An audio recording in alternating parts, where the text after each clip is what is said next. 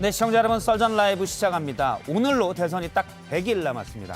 민주당의 이재명 후보는 호남 일정을 계속하고 국민의힘의 윤석열 후보는 충청에 갔습니다. 두 후보, 여야의 주력 후보들이 표심 다지기에 나서는 모습인데요. 윤석열 선대위는 이준석 대표 패싱 논란이 또 일었습니다. 이 부분도 살펴보도록 하고요. 이재명 후보는 경제 대통령을 선언했지만 야권에서는 과거에 변호했던 살인 사건을 두고 공세를 취하고 있습니다. 역시 짚어보겠습니다. 오늘 패널은 더불어민주당 이재명 선대위의 전재수 의원, 그리고 국민의힘 윤석열 캠프의 전 대외협력 총괄 대외협력 특보를 맡았었죠. 김경진 전 의원이 나와 있습니다. 네, 이성대 기자 뉴스 설계에서는 어떤 뉴스를 썰어볼 건가요? 네, 국민의힘 장제원 의원 썰전 라이브 처음에 패널이었죠. 패널이었죠. 장제원 의원이 여전히 실세인가 아닌가 좀 썰어보겠습니다. 진중권 교수랑 설전을 벌였는데 그 얘기가 되겠군요. 예. 알겠습니다. 연끌 인터뷰는요? 네, 새로운 변이 바이러스 오미크론의 출현으로 각국이 비상입니다. 오늘 오후 문재인 대통령이 특별점검 대책회의에서 3차 추가 접종을 이제 기본 접종으로 봐야 한다. 그러니까 백신 접종을 당부하는 목소리를 또 냈습니다. 관련돼서 전문가 얘기 나눠보도록 하겠습니다. 네, 썰전 라이브 본격적으로 시작합니다.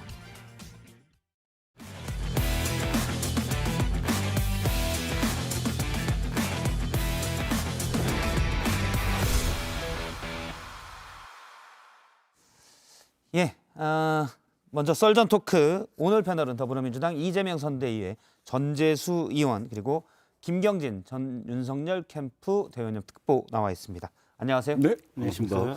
100일 남았습니다. 누가 일 것 같아요? 100일이 긴 시간입니다. 석 달 열흘. 예, 일상적으로 100일하고 네. 정치적 시간 100일은 틀립니다. 예, 환산 방법이 틀립니다. 예. 정치적 시간으로서 100일은 한 1000일 정도 됩니다. 1000일. 예, 그러니까 굉장히 많은 시간이 남은 것이죠. 100일이면 강산이 10번 바꿀 수 있다는 그런 말씀이시고요. 아니, 전재수 의원님 말씀이 맞는 게 네. 일주일 전이 아주 아득한 옛날에 있었던 일 같아요. 아, 그렇습니까? 네, 네. 네. 그러니까 윤석열 후보가 선출된 게 11월 5일이잖아요. 예. 지금 한 3주 딱 지났는데 정말로 오래전에 한 1년 전에 후보로 선출된 것 같아요, 보니까. 이런 일도 있었고 저런 일도 있었고 네. 지지율도 출렁거리고 맞습니다. 있고. 네, 네. 알겠습니다. 저는 뭐 일주일 전하고 지금 똑같아요. 두 분이 아마 이제 그럴 텐데. 예, 그럼 첫 번째 주제는 D-100 이와 윤의 표심 다지기로 들어보겠습니다. 자, 오늘 딱 대선이 100일 남았는데요. 여야의 유력 대선 후보들이 본격적으로 민심 다지기에 나서는 모습입니다. 일단 이재명 후보는 지금 호남 방문 일정 중이죠. 예, 지금 전남 영광을 방문한 모습인데요. 전남 영광이 지금 영광 굴비가 잠깐 나왔습니다. 영광 굴비가 화면에 잠깐 나왔는데 지금 들고 있네요. 영광이 저기죠. 이낙연 후보의 고향 아닙니까? 고향입니다. 근데 이제 지지자들 둘러싸여서 환호도 받고 이런 모습인데 앞서 이제 영광굴비를 들면서 이재명 후보가 그런 얘기를 했습니다. 영광굴비를 보면 먹으면서 이낙연 후보를 생각했다. 근데 오늘 혹시 갈까 했더니 안 갔더라고요. 네. 이낙연 후보가 네. 영광에.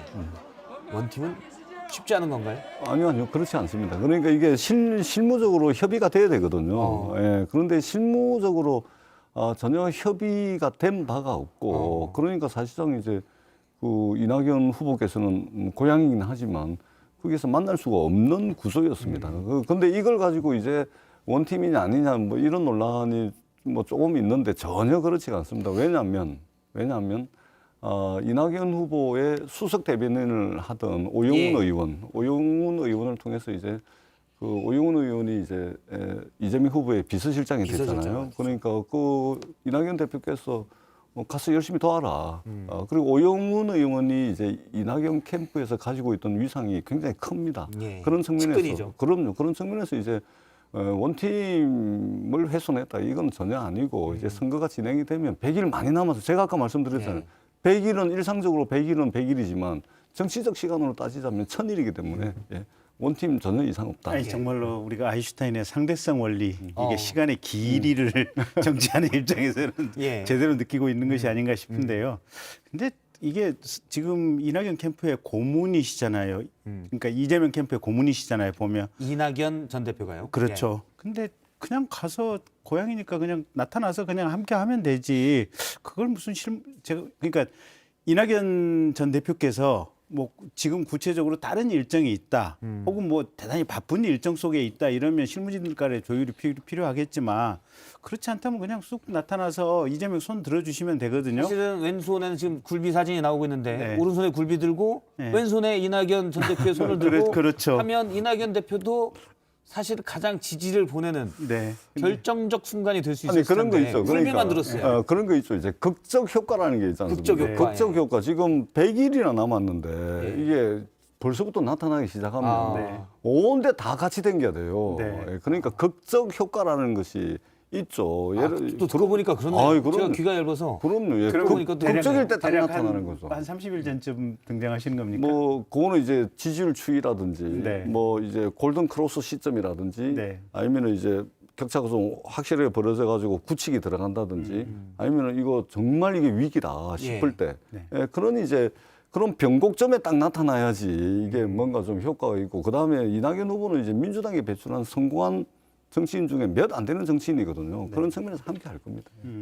결국은 근데 손을 들어줄 최대한의 극적 효과를 근데 그게 오늘 제가 아마 인터넷에서 읽었던 포털을 통해서 읽었던 것 같은데 그게 혹시 그냥 여전히 본인은 이재명 후보가 낙마하면 내가 공식적인 당의 후보가 될 수 있는 것이 아니냐. 그 기사는 보지 마세요. 그 기사 저 장성민 뭐 그 전 의원 아닙니까? 아마 맨날 그렇게, 예, 김대중 대통령 적자라고 네. 맨날 그러는데 그분 네. 그분의 정치적 발언은 별로 하나도 잘못된 없습니다. 주장에 완전히 기인한 지금 뭐 예전에 김대중 전 대통령이 비서관을 네. 했었지만 네. 예전에 이제 광주에 대해서 네. 북한군 개입설 그럼요. 방송을 해서 네. 논란이 된 바 있었죠. 뭐 어쨌든 이제 그래서 뭐 호남의 적자라고 하기에는 너무 먼. 그러니까 이제 근데 그런 문제는 있겠지만 예. 어쨌든 저 자리에 짠 하고 안 나타나는 것이 사실은 그런 오해를 불러일으킬 만한 소진이 있는 거 왜 아니에요? 전혀 없습니다. 없습니까? 극적 효과를 나중에 극적 극적 효과 반전 카드로. 네. 근데 원래 그 이낙연 후보 측에서 처음에 이재명 후보가 금요일 날 저 목포에 갔을 때 이낙연 후보는 26일부터 28일까지 충청과 경남 일정이 있다 해서 29일은 29일 전남 영광을간이 여기서 혹시 보지 않을까? 저도 이제 금요일 날 그런 얘기를 했었거든요. 일말에 그런 예상을 했었지만 일단 여지없이 29일도 뭐 다른 일정이 있는 것 같아요. 아니, 지금- 넷플릭스를 보시든지 예. 그거는 제가 이낙연 대표님 한번 뵈면 여쭤보도록 하고. 아, 오늘 뵈시나요? 오늘 뵙는 건 아닙니다. 예, 뵈면 한번 여쭤보도록 하고. 예. 지금 이제 메타버스가 네. 그 일정에 따라서 쭉 진행이 되고 있거든요. 네. 처음에 이제 부산, 울산, 경남 갔다가 충청도 거쳐서 이제 호남까지 갔는데 매주 타고 달리는 버스, 민생버스. 예. 매주 타고 달리는 민생버스. 그래서 메타버스인데 요 일상적인 일정을 수행을 하고 있는 겁니다. 그렇기 때문에 어떤 계기가 마련이 되고 또는 어떤 변곡점을 맞이하게 된다거나 그때 되면은 이낙연 대표께서 짠 하고 나타나실 거다. 알겠습니다. 극적 효과일 때 기대를 해보도록 하고요. 그러면 이제 윤석열 국민의힘 후보의 일정 오늘 지역에 갔는데 바로 충청입니다. 세종시를 갔었는데요. 예, 지금 세종시를 방문했을 때의 영상입니다. 그러면서 한 얘기가 있죠. 네가 세종 충청의 아들이다. 이제 신중부 시대를 열겠다. 이렇게 했고 세종에 대해서도 뭐 실질적 수도 기능을 강화하겠다 이런 얘기를 했었습니다. 지금 세종 밀마루 전망대를 방문했을 때의 모습을 보고 있습니다. 일단 선대위를 꾸린 뒤에 첫 지역 방문으로 충청을 택했는데 네. 충청의 표심을 잡겠다. 아무래도 중원에 캐스팅 보트를 이전에 했는데 네. 이번에는 그냥 아예 가져가겠다 이런 맥락이에요. 일단 전국이 다 중요하죠. 다 중요한데 예. 충청하고 그다음에 이번엔 이제 부산, 울산, 부울경 지역, 예. 그다음에 경기 지역 아마 이 세 군데가 가장 접전인 지역이 되지 않을까라는 생각이고요. 예. 특히 이제 이 충청 같은 경우는 지금 지역 균형 발전의 일종의 상징적인 의미가 있지 않습니까? 세종 같은 경우는. 그래서 윤석열 후보가 대한민국 지방화 또 지역 균형 발전에 대한 강한 의지를 가지고 있다. 이런 부분 하나 보여주고 그다음에 두 번째는 이제 세종과 대전 사이에 과학기술 연구기관들이 대단히 많이 있거든요. 예. 그래서 아마 오늘 원자력 연구소를 가셨는지 모르겠는데 어쨌든 이 과학기술연구소들을 방문하는 과정이라는 이런 것을 통해서 대전 충청권의 과학기술 역량을 좀 극대화시키겠다. 이런 두 가지 메시지를 또 담고 있는 과학기술 거죠. 얘기하면 약간 이제 미래지향적이라는 모습도 줄 수가 있고 이럴 네. 것 같은데 저는 사실 이런 표현들이 마음에 안 들어요. 충청의 아들. 너무 좀 올드하죠. 네, 그러면 사실은 아버님 고향이 충청이잖아요. 네. 그럼 아버님과 충청이 동일시 되는 건가? 충청의 아들이 되는 그러니까 좀 아니 사실 뭐 이재명 후보도 얼마 전에 저기 충주에 가서서 네. 충청의 딸이 왔다. 김혜경 씨가 그 충청의 충주가 딸은 좀 새롭죠. 왜냐하면 보통 사위가 보통은 왔다고 충청의 하는데. 사위가 왔다 그러는데 충청의 딸이 왔다 그랬잖아요. 좀 신선한 감이. 그러니까 우리가 선거하다 보면 뭐 충청의 아들, 뭐 호남의 아들 또 저희들도 이제 국회의원 선거할 때. 네. 제가 이제 부산 북구 만덕동인데 만덕의 아들 전재수 이러면 에이 이제 그거 그만해라고 모르는 사람 누가 있노 좀 식상하다 이래 하시는 분들 다시 한번 많거든요. 언급하신 것 같은데. 그래서 조금 좀 올드합니다. 그래서 저는 사실 이제 충청도를 가신다 그래서 제가 기대한 건 뭐냐면 네. 국가 균형 발전 정책에 대한 확고한 의지, 네. 그다음에 이제 공공기관 지방 이전 시즌 2를 해야 되거든요. 사실은 이명박 박근혜 대통령 9년 동안 국가균형발전특별법이 있는데 새롭게 공공기관으로 지정이 되게 되면 반드시 기획재정부에 지방 이전 계획서를 제출해야 되는데 예. 지난 9년 동안 싸그리 무시가 됐거든요. 그래서 공공기관 지방 이전 시즌 2, 지방 이전 시즌 2와 균형 발전에 대한 뭔가 좀 강력한 메시지가 있지 않을까 이렇게 생각을 했는데 거기에 비춰보면 상당히 좀 충청의 아들로 이야기하는 거 보니까 좀 실망스러운 아니, 측면이 근데 있습니다. 어쨌든 제2의 청와대를 세종시에 두도록 하겠다. 그다음에 집무실을 두겠다 네, 그랬죠. 집무실을 두겠다. 그다음에 행정기관들이 어쨌든 세종시 주변에 이렇게 두루 포진하도록 하겠다. 그래서 세종시 주변으로 행정기관이 움직이는 이런 방식으로 실질적인 수도 이전의 효과가 있도록 하겠다. 이게 강한 메시지 아닌가요? 그러니까 이제 행정수도 특별법이라든지 이제 행정수도의 위상을 가진 정도의 균형발전 정책에 대한 의지를 가진 메시지로서는 조금 부족합니다. 그다음에 중요한 게 과학기술연구단지 가셨다 그러는데 여기도 이제 공공기관 지방 이전 시즌 2를 해야 됩니다. 지난 9년 동안 새롭게 공공기관으로 지정된 기관이 150개가 넘어요. 이것들이 전부 다 서울 수도권에 다 또아리를 떨고 앉아 있거든요. 그렇기 때문에 공공기관 지방 이전도 이제 미룰 수 없는 숙제거든요. 예. 조금 이제 뭐 대체적으로 그러니까 충청의 아들이라는 메시지 외에는 이제 부각되는 메시지가 좀 없었죠. 네. 굳이 부각이 안 되다 그런 느낌이신 것 같은데요. 태어나신 것도 서울이고 네. 서울에서 초중고를 나오고 대학까지 나왔는데 근데 어르신 버전으로 말하면 선산이 그쪽에 있고 그다음에 집무실 분명히 거기에 두겠다고 했고 그다음에 행정과 관련된 기관들은 세정이라든지 이게 대전 주변으로 이렇게 많이 옮기도록 하겠다. 이 정도면 아주 분명한 메시지인 것 같아요. 그러니까 저희들이 근데 이제 하나 저거 네. 우려되는 네. 건 뭐냐면 사실 선거철이고 대선이고 각 지방 공약들이 막 나올 텐데 네. 부동산이 세종시도 엄청 올랐거든요. 막 올랐다가 이제 오른 데서 조금 잠잠한 안정돼 있는데 네. 이제 공약들 하시면서 전국에 또 들쑤실까 봐 네. 이런 우려는 좀 있네요. 근데 이제 큰 틀에서 보면 실제 이제 그런 우려는 분명히 있지만 전체적으로 보면 우리나라는 지금 최근에 인구가 급감하고 있지 않습니까? 생산 가능한 인구가 예. 더 떨어지고 있고 그래서 지금 가만히 있으면 지방은 거의 그냥 위축 내지 사멸의 과정으로 가고 있거든요.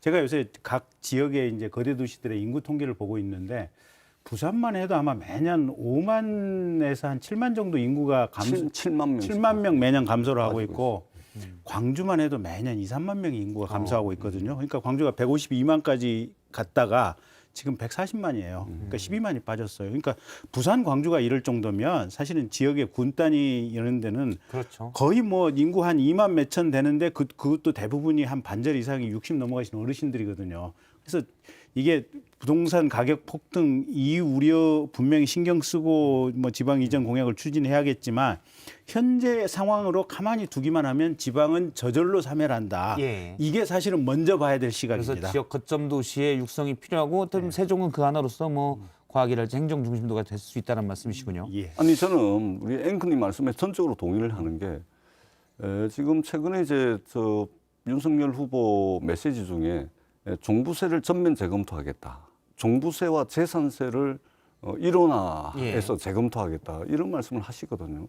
이건 뭐냐면 실제 그렇습니다. 그러니까 이게 어떤 부동산에 대한 사람 저마다의 어떤 욕망들이 있습니다. 그런데 이 욕망들이라는 것은 한도 끝도 없이 허용되는 것이 아니고 예. 우리 공동체의 미래라든지 공동체의 선, 공동체적 정의를 위해서 어느 정도 선에서는 적절하게 통제가 돼야 되는데 말하자면 이러한 부동산에 대한 어떤 욕망들을 좀 극대화시키고 또는 문재인 정부에 반대하는 사람들 이런 이제 분노를 조직화하는 이런 메시지들이 상당히 있습니다. 그렇기 때문에 오늘 가셔가지고 했던 말씀들 중에 이제 우리 앵커님께서 우려하시는 부분들 전적으로 저는 동의를 합니다. 정치라는 것은 때로는 표를 위해서 욕망을 극대화시키고 분노를 조직화할 예. 필요는 있지만 일단 그것은 올바른 선거운동은 제 아니에요. 말에 적극적으로 동의해주시면 동의합니다. 기분은 좋은데 네. 반론도 좀 아니 하시기를 이 어떻게. 부동산과 관련해 가지고는 여러 가지 이제 종부세와 관련된 일부 지금 문제점이 발생하는 지점이 분명히 있으니 장기적으로 재검토해야 될 부분 또 재산세하고 통합해야 될 부분이 있다라는 얘기고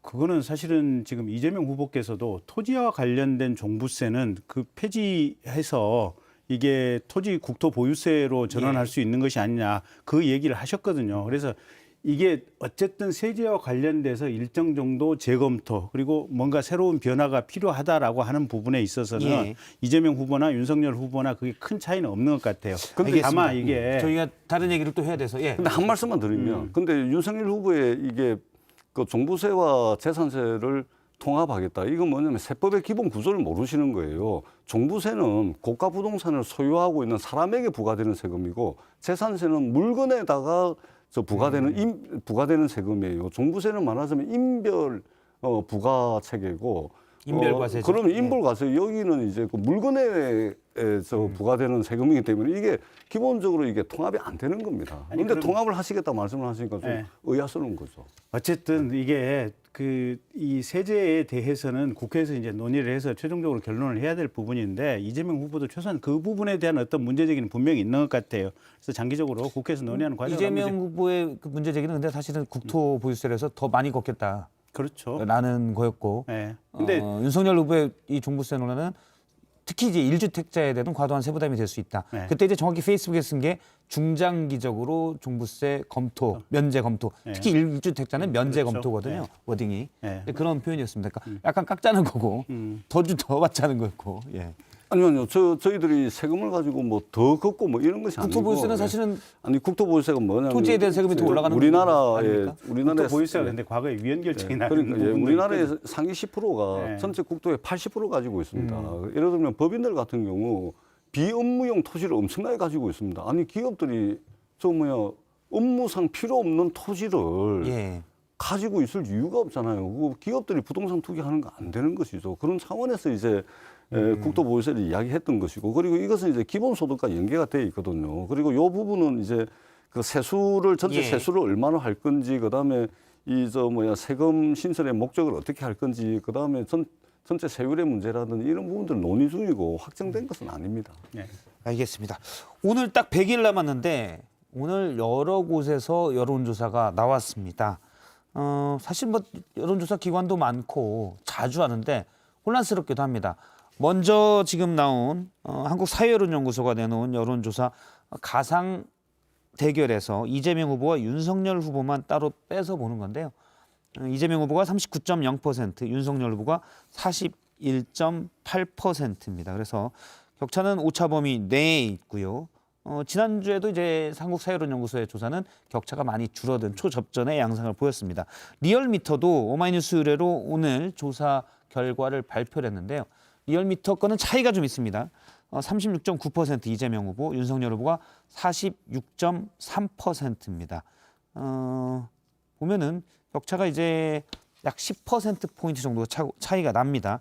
물론 이제 두 회사 모두 여론 그 ARS 방식이 좀 많고요. 리얼미터 거는 이제 혼합을 했다고 하는데 그래도 이제 ARS 비중이 좀 높은 편입니다. 이렇게 여론조사가 들쑥날쑥하는데 어떻게 보세요? 글쎄요, 너무 그냥 이거 매몰될 필요는 없는 것 같아요. 예, 그냥 큰 틀의 흐름을 좀 보면 될 것 같고요. 그 큰 틀의 흐름은 어떻습니까? 뭐 굳이 저한테 물어보실 필요는 없는 것 같고요. 근데 좋죠. 이제 이렇게 보시면 될 것 같아요. 그러니까 리얼미터는 네. 전주 리얼미터, 그 전주 리얼미터, 리얼미터. 그러니까 리얼미터만 쭉 해서 보면 예. 되고. 근데 이제 리얼미터 안에서도 이제 방식이 이게 유선이 섞여 있냐 안 섞여 있냐, 예. 그다음에 자동응답 방식이냐 아니면 전화 면접원 방식이냐. 그래서 요 동일한 방식만 가지고 이전가고 그렇죠. 현재가고 이렇게 보면 될 것 같고요. KSOI는 그 전주 이래서 KSOI 것만 쭉 보면 될 쭉 것 보면 같아요. 되죠. 대체로 같은 방식이니까. 지금 한국사회론연구소 조사를 보면은 예전엔 격차가 컸다가 지난주부터는 격차가 확 줄어서 비슷한 양상입니다. 그러니까 이제 전체적으로 해석을 이렇게 하시면 될 것 같아요. 윤석열 후보가 약간 우위에 있지만 어쨌든 이재명 후보가 굉장히 따라오고 있고 격차는 좁혀지고 있는 이런 상황인 것 같다. 그래서 윤석열 후보 측이 더 분발을 해야겠다. 예. 이 정도 상황으로 그냥 개략적으로 읽으면 될 것 같아요. 네, 지고 있습니다. 예. 아, 지난주부터 계속 겸손 자세로. 아니 실제 지고 있지 않습니까? 예, 지고 있고 다만 이제 저희들은 적어도 올 연말 2021년이 가기 전에 예. 골든 크로스를 좀 만들어야 되겠다라는 이제 위기 의식은 가지고 있습니다. 지금은 이제 그 메타버스 잘 하고 있고 또 이제 우리가 이제 잘못한 부분이 많이 있습니다. 그리고 해야 될 일을 못한 부분도 많이 있습니다. 그렇기 때문에 그 지점으로부터 사과하고 성찰하고 반성하고 그리고 거기서 끝나면 안 되겠죠. 그리고 이 실타래처럼 얽혀 있는 산적해 있는 여러 가지 현안들에 대한 정확한 대안들을 제시해주는 그런 이제 이재명 후보의 메시지와 일정들이 나오고 있거든요. 예. 그 과정에서 좀 지지율이 반등을 할 것이고 그렇게 된다면 올해가 가기 전에 골든크로스 올 것이다 그런 믿음을 가지고 있습니다. 근데 이제 저희 윤캠프 입장에서는 거꾸로 보면 지금 대체로 이제 후보 지지율 이외에 정권 교체를 원하느냐 아니면 현재의 민주당 정부의 그대로 어떤 연속을 원하느냐, 정권 재창출이냐, 재창출을 정권 교체냐. 근데 정권 교체 여론이 많게는 거의 60%에 육박하는 수치도 나오고 있거든요. 보면. 예.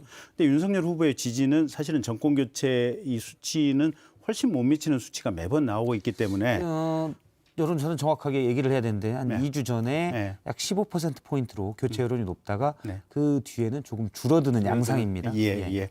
그래서 윤석열 후보의 지지가 정권 교체를 바라는 그 여론조사하고 근접시키는 것, 그게 우리 윤석열 후보 내지는 그 캠프가 해야 될 일이 아닌가 그렇게 보고 있습니다. 그러니까 이제 뭐 지지율 60%를 얻겠다는 글쎄요. 그렇게 얘기하시니까. 네, 근데 제가 갑자기 말문이 떡 막혀요.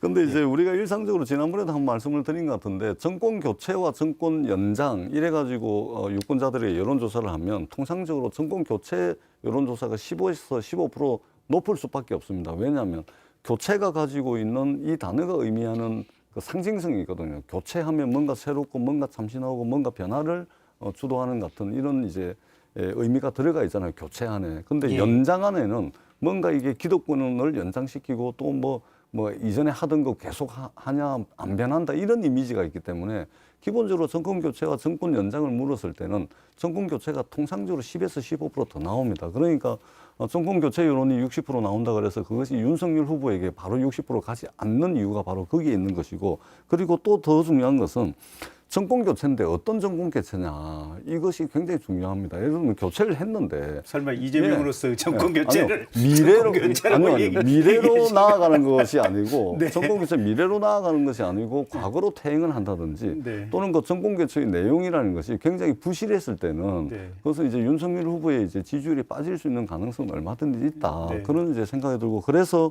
윤석열 후보도 정말로 이게 오늘 이재명 후보가 50조에 대해서 이제 받아들이긴 했지만 네. 좀 적극적인 내용을 가지고 우리의 미래와 관련된 내용을 가지고 좀 토론회도 좀 자수하고 네. 선거관리위원회에서 정해놓고 있는 토론회 말고 요 JTBC 썰전에 나와가지고 많은 국민들이 보잖아요. 여기서 토론도 좀 하고 뭐 좀 이런 좀 자리를 좀 많이 가졌으면 좋겠다 이런 생각을 합니다. 하시겠습니까? 윤석열 후보랑 이재명 후보랑 여기서 이재명 후보는 제가 제안하면 할 겁니다. 저 아무 직함도 없다니까요. 전직이지 않습니까? 지금 선대위가 지금 윤석열 선대위가 꾸려지는 중이어서 아니, 윤석열 후보도 지금 이러고 있다니까. 토론을 몇 번을 제안을 영입한 했는데. 케이스잖아요. 원래 광주의 김경진인데 탈진보를 다 우르겠다고 해서 영입한 케이스인데 아니, 지금 아니. 3주가 지나도록 아직 직함을 안 준 겁니까? 영입이 아니고요. 네. 제가 영입된 케이스가 아니고요. 손 들고 가신 건가요? 제가 윤 후보님한테 제발 저 좀 써주세요 하고.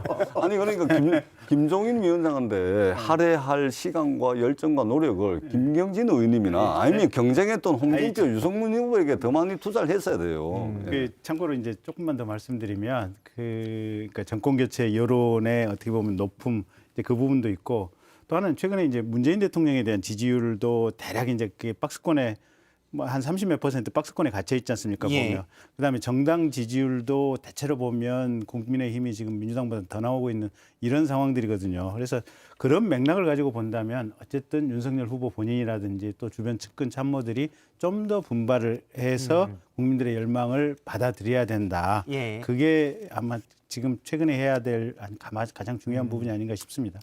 그 KBS 조사 앞서 이제 정권 교체 여론 조사를 말씀하셨기 때문에 네, 네. 그러니까 특정 조사를 말씀드리면 KBS 조사에서 지난 11월 8일 조사에서는 18%포인트 차 정도로 여론조사에서 정권 교체가 높았는데 오늘 발표된 조사로는 이제 10% 정도로 격차가 줄어들었습니다.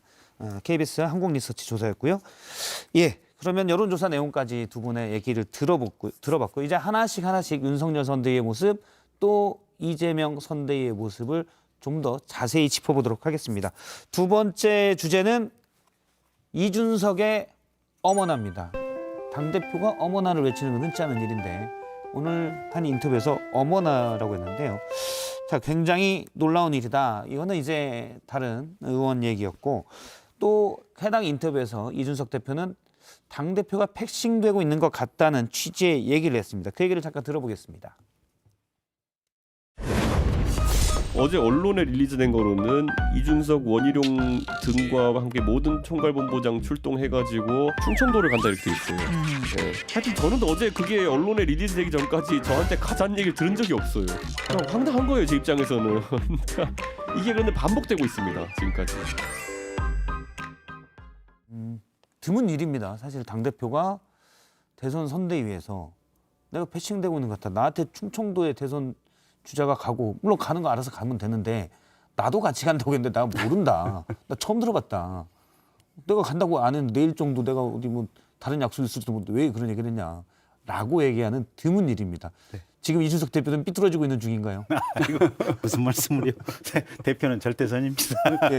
우리 김경진 특보님 잘 보여야 돼요 지금. 말 아, 조심해야 그렇죠. 돼요. 네. 말 조심. 이준석 대표께서 김경신 절대 안 돼 이러면 복잡해집니다. 아, 그러네요. 예, 근데 어쨌든 이게 실무진 착오라고 봐야 될 것 같고요. 지금 그러니까 캠프가 정식으로 안 꾸려지면서 예. 후보를 보좌하고 있는 실무진 한 10여 명 정도가 거의 하루에 한 2-3시간 자면서 굉장히 고생하면서 지금 보좌를 하고 있다 보니까 조금 아마 미스가 있지 않았나 싶고요. 왜 2-3시간 자나요? 그러니까 기존에 이제 캠프가 사실은 각각의 여러 가지 이제 이 역할들이 사실은 한 200-300명 정도는 보좌를 해줘야 되거든요. 보면 200-300명씩이나요? 뭐 예비 캠프 때도 뭐 그 정도는 있었죠. 여기는 메모도 선대 200-300명 있어도 실제 일하는 사람은 20-30명 있어요. 뭐 그러긴 그렇죠. 하지만 예. 이름만 거론한 사람들이 많죠. 예, 근데 어쨌든 이게 한 10여 명 정도가 지금 이게 전적으로 그냥 후보를 보좌하다 보니까 너무 일이 바빠서 아마 그런 상황이 아닌가 싶은데 조금 더 저희 이제 후보 주변에서 좀 체계적으로 해야죠, 뭐.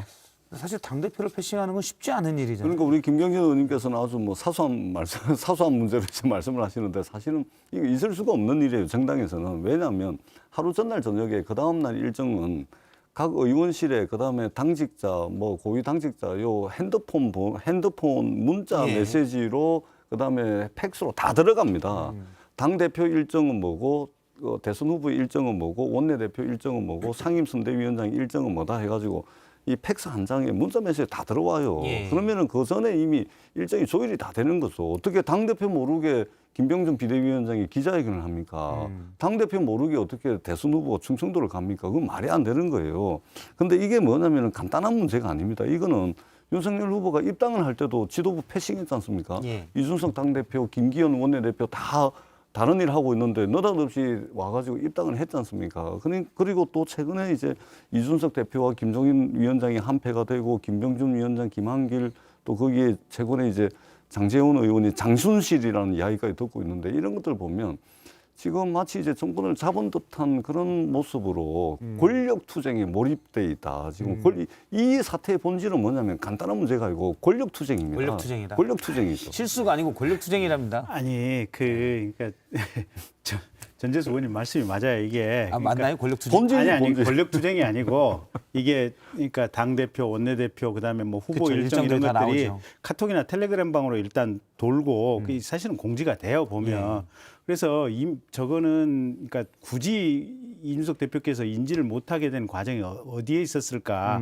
뭐이 부분을 이제 꼼꼼하게 조사를 뭐 해보면 조사까지 하면 그러니까 그럴 필요는 없어요 보면. 근데 어쨌든 이게 대표 정도라면 이게 후보 밑에 있는 아마 일정 팀에서 가서 같이 가시랍니다라고 구두로 다시 한번 환기를 시켜드리고 요 흐름이라든지 이런 것들은 기차표는 뭐 어떻게 할까요? 뭐 이런 조율이 됐었어야 되는데 이게 아마 이게 수행 보좌진들의 조금 실수가 아닌가 싶고요. 좀 체계적으로 해야 될 부분이 필요한 것 같아요. 오죽하면 이준석 대표가 소셜미디어에 글을 올렸습니다. 후보 일정을 나한테 보고할 필요 없다.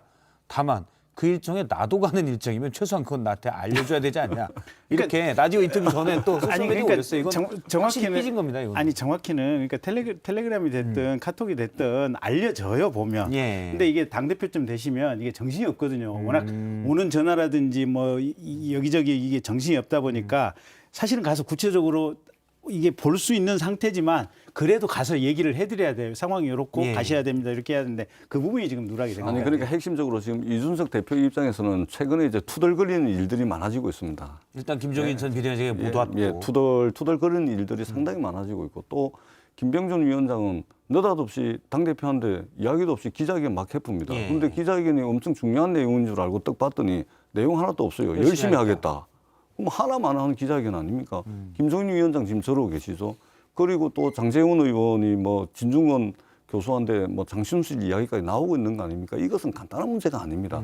권력 투쟁이고요. 본질은 권력 투쟁이고 권력 투쟁이 이러한 양상으로 나타나고 있는 것이고 이 선대위를 구성하고 선대위 첫째 날에 이런 행보를 하는데 이런 것들이 막 터져 나오는 것은 각 권력 분파들 사이에 선거가 끝나고 난 뒤에 만약에 하나 집권을 하게 되면 자신들의 영향력을 확대하기 위해서 그립들을 세게 쥐고서 지금 치고받고 하고 있는 겁니다.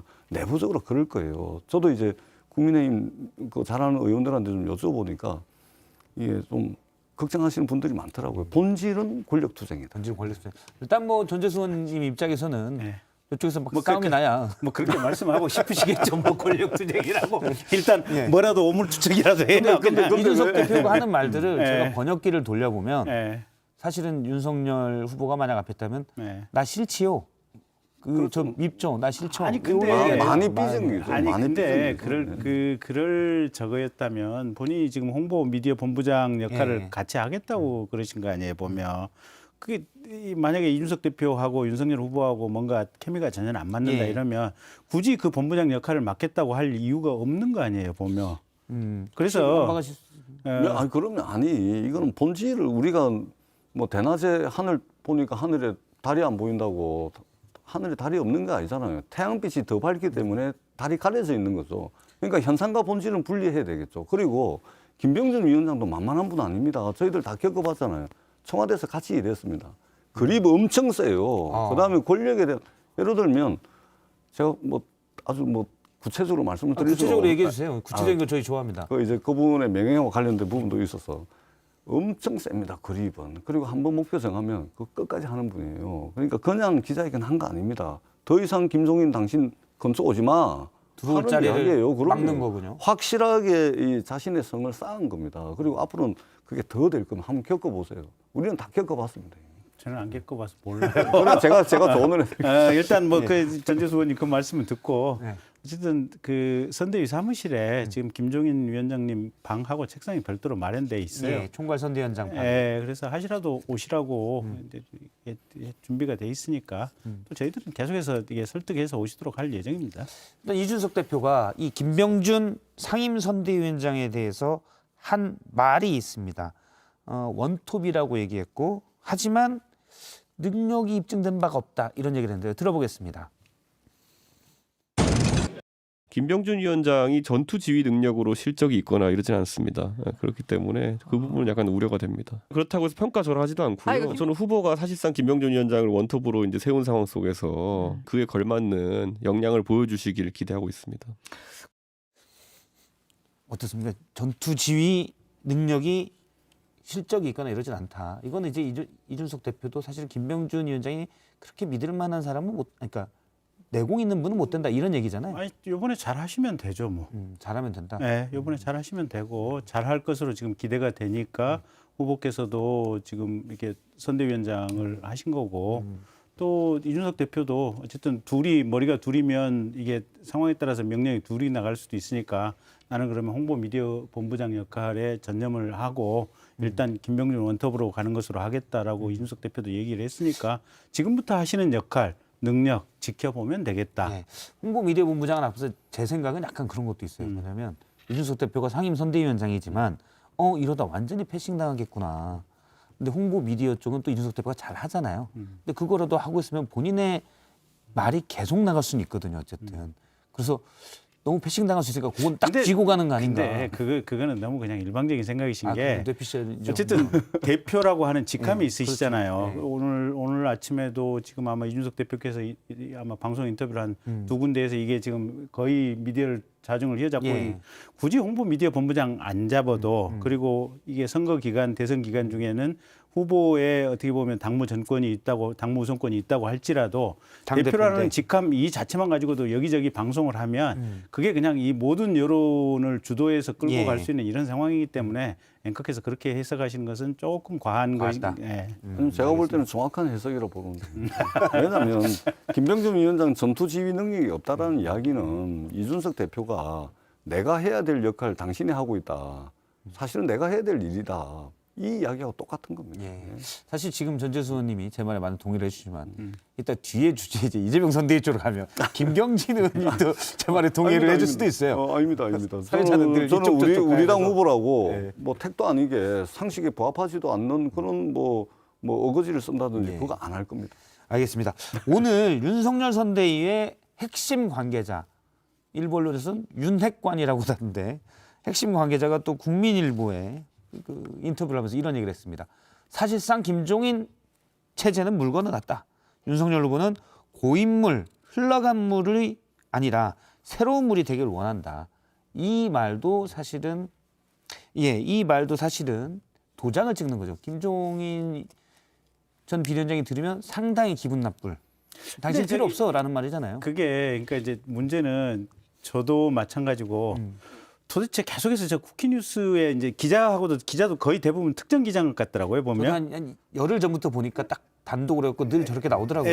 핵심 관계자 그리고 특정 기자 그리고 쿠키뉴스 뭐 이런데 도대체 저 핵심 관계자가 누구냐 내부에서 계속해서 이게 야 너 아니냐 하는데 물론 이제 이렇게 뭐 자기라고 얘기는 안 하겠죠. 근데 오늘 드디어 오후에 이제 그 사람이 누구다라고 하는 찌라시가 도는 것을 방송 직전에 와서 봤고 누굽니까? 그 지라시상에는. 그게 정확한지 아닌지를 내가 찌라시니까. 공개할 수 없어요. 이니셜만. 아니 여기 제이모라고 여기 텔레그램에 있어요. 여기 보면. 제이모. 네, 제이모라고. 장재원 의원. JTBC는 아닙니다. 아니 장재원 의원은 절대 아니에요. 장 의원은 아니고. 장재원 의원은 아니에요.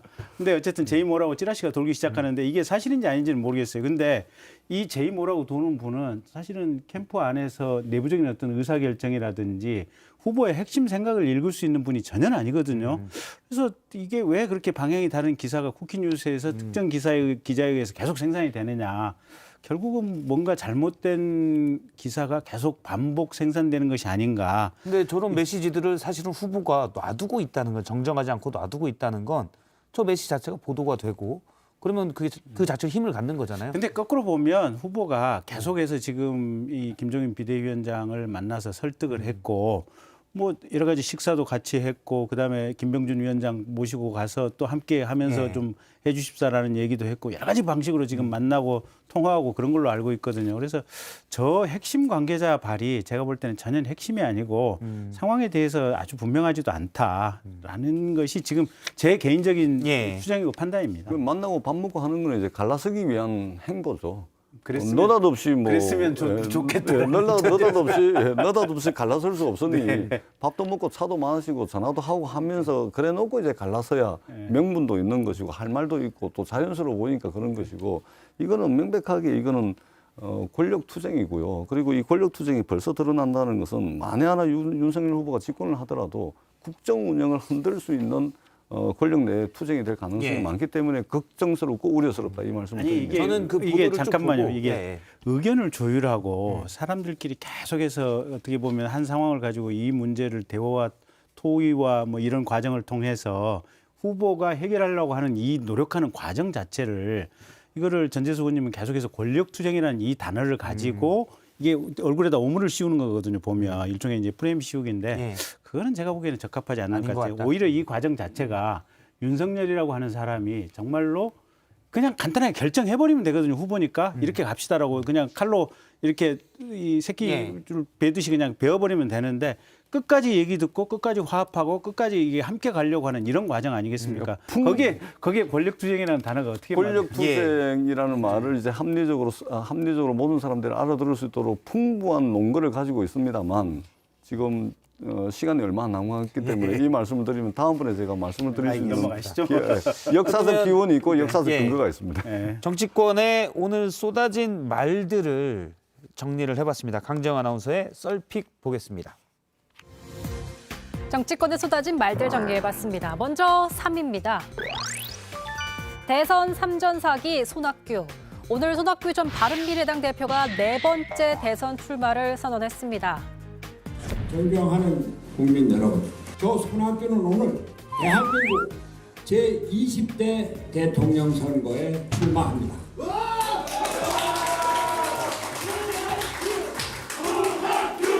무한 권력의 제왕적 대통령제를 폐지할 대통령이 되겠습니다. 앞선 3번의 도전은 모두 당내 경선에서 패했던 손 전 대표. 이번에는 무소속으로 출마하겠다고 밝혔습니다. 2위 보죠. 안 나오는 것 아니라 못 나오는 것. 이재호 국민의힘 상임고문이 윤석열 후보의 배우자 김건희 씨의 등판 여부를 두고 안 하는 게 아니라 못 하는 것이라고 말했습니다. 사법 리스크로 걸려있는 게 많아서 검찰에게 한 방 먹을까 봐 못 나온다며 윤석열 후보는 부인 문제가 당락을 결정할 것이라고도 했는데요. 김건희 씨는 지난 5일 윤 후보가 대선 후보로 선출된 후 아직 한 번도 공식 석상에 등장한 적은 없습니다. 1위 보시죠. 홍준표의 모두 까기. 홍준표 의원의 소통 창구, 청년의 꿈에 한 청년이 물어봤습니다. 다음 대선 누굴 뽑아야 하나요? 홍 의원의 대답은요. 이재명이 되면 나라가 망하고 윤석열이 되면 나라가 혼란해질 겁니다. 일부 네티즌들 사이에서는 뒤끝 장렬이란 반응도 나왔습니다. 만약에 홍 의원의 말대로라면 앞으로 망하거나 혹은 혼란해지거나인 걸까요? 알겠습니다. 여러분이 픽한 오늘의 썰 무엇인가요? 딴 얘기 아니고. 예. 자, 오늘의 썰 강정 아나운서가 소개했는데요. 먼저 전재수 의원님부터 하나 골라서 네. 촌철살인을 해주시죠. 네, 저는 이재호 의원께서 이제 김건희 씨 윤석열 후보 부인 안 나오는 게 아니라 못 나오는 것이다. 아주 정확한 지적을 했다고 생각을 합니다. 이재호 의원이 정치 구력이 상당하신 분이거든요. 그리고 국민의힘에서도 상당히 좀 당내 목소리를 내시는 분 아닙니까? 또 상임 고문을 맡고 예. 계시고 이런 정치 원로가 보는 눈이 정확합니다. 더 이상은 제가 덧붙이지 않겠습니다. 예. 손학규 대표 예. 참 안타까운 인물이죠. 그리고 지난번 대선 때는 아마 저녁이 있는 삶 얘기하셔서 예, 슬로건으로서는 정말 직장인 입장에서는 그렇죠. 정말로 가슴에 와닿는 슬로건이었는데 당시 문재인 후보가 이제 차용해서 썼죠 또. 그렇죠. 예. 그래서 어쨌든 손 대표님이 뭐 이번 대선 또 열심히 뛰시겠지만 좀 시간이 지나면 저희 윤석열 후보도 좀 도와주시면 어떨까. 근데 출마 선언하는 날 이 말씀을 드리니까 제가 근데 저도 좀 안타까운데 네. 정치하는 사람은 자신의 시대가 있습니다. 그 분간 못하고 이 세상이 자기를 위해서 존재하는 것처럼 그렇게 생각하면 안 됩니다. 정치인은 자신의 에너지를 쏟아부을 그런 시기가 있는 것이고 그렇기 때문에 이미 소진된 이 정치 에너지를 좀 성찰하고 돌아볼 필요도 있다 이런 생각을 합니다. 예, 알겠습니다. 촌철살인으로 두 분의 말씀을 들었고요. 다음 얘기는 이제 이재명 선대위의 얘기입니다. 이재명의 반전 카드, 경제 대통령 이렇게 잡았는데요. 저희가 이제 반전 카드라는 표현을 쓴 거는 좀 중의적인 의미가 있습니다. 먼저 경제 대통령을 오늘 선대위에서 얘기를 했는데 이 발언부터 들어보겠습니다. 지금 이 순간부터 저의 목표는 오직 경제 대통령 그리고 민생 대통령입니다. 국민의 지갑을 채우고 나라 경제를 성장시키는데 모든 역량을 집중하겠습니다. 대통령이 안 되더라도 민생 지원은 지금 당장 필요합니다. 윤석열 후보가 말씀하시는 50조 원 지원 약속 저도 받겠습니다. 대신에 당선돼서 하는 게 아니라 지금 당장 할 수 있는 방안을 찾읍시다. 일단 이재명 후보가 윤석열 후보가 얘기한 소상공인 50조 원 피해 지원 내년에 하겠다는 건데 지금 받겠다. 올해 예산부터 짜자. 그러니까 내년 예산을. 이거는 사실 좀 색다르긴 해요. 태도가. 예. 그래서 여러 차례 이재명 후보가 윤석열 후보께 이제 소상공인 지원 방안과 관련해서 토론회를 몇 차례 제안을 했습니다. 그걸 이제 윤석열 후보가 이제 안 받았죠.